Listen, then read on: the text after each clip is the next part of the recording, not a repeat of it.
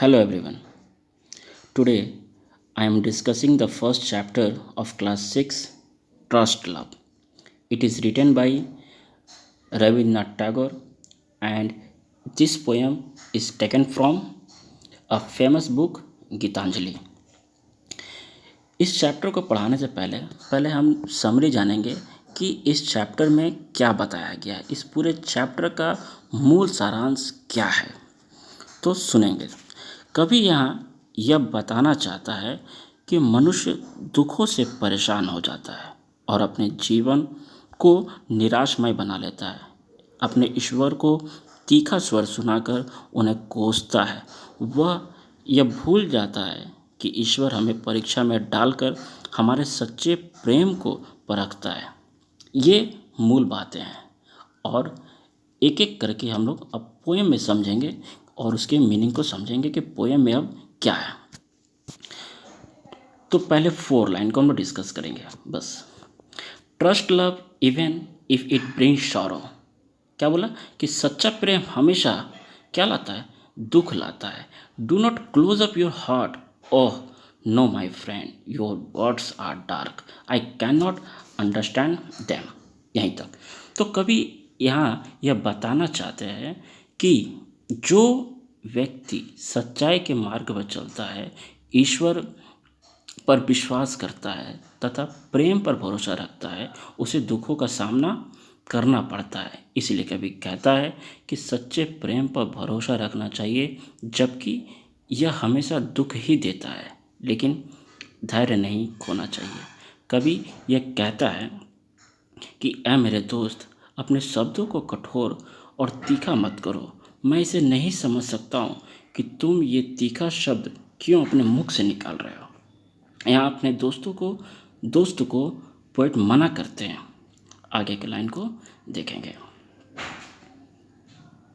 The heart is only for giving away with a tears and a song my love, और no my friend your words are dark, I can not understand them.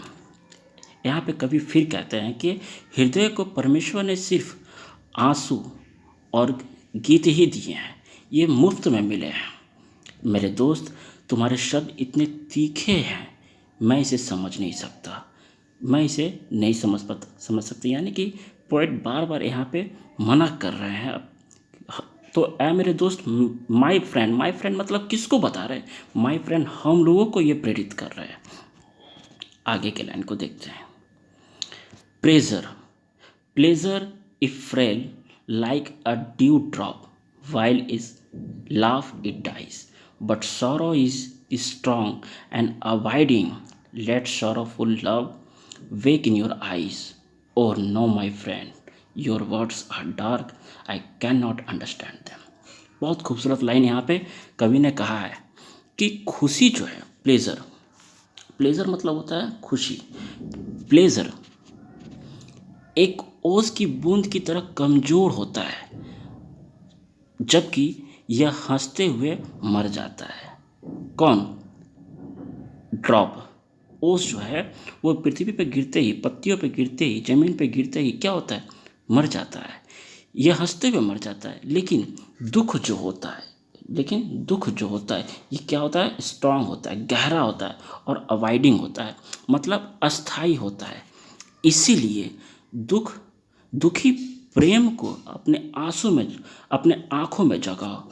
इसलिए कवि कहता है कि late sorrowful love, इसीलिए दुखी प्रेम को कहाँ जगाओ? अपने आंखों में जगाओ, क्योंकि यह हमेशा साथ रहता है। ऐ मेरे दोस्त, तुम्हारे शब्द कठोर हैं, इसे कठोर ना करो। बार बार फिर कवि ने यहाँ पे कहा कि अब तुम्हारे शब्द क्या हैं? इतने कठोर, इतने तीखा है, इसे कठोर ना करो। मैं इसे इन शब्दों को दे, मतलब क्या शब्द, मैं इस शब्दों को नहीं समझ सकता। आगे के लाइन को देखते हैं। The lotus Bloom in the sight of the sun and loses all that it has. It would not remain in bud in the eternal winter mist. Oh no, my friend, your words are dark. I cannot understand them. यहाँ पे कवि फिर कहते हैं क्या कि कमल के जो फूल हैं, लोटस, कमल के फूल सूर्य के सामने खिलता है, और जो कुछ है किसके पास, जो कुछ है किसके पास, इट हैज़ मतलब लोटस के फूल के पास जो कुछ है। फिर से, लोटस, लोटस कहाँ खिलता है, सूरज के सामने खिलता है, और जो कुछ है किसके पास, इट हैज़ मतलब लोटस के पास है, उसे वो खो देता है किसके सामने, सूरज के सामने, सूरज के सामने खो देता है।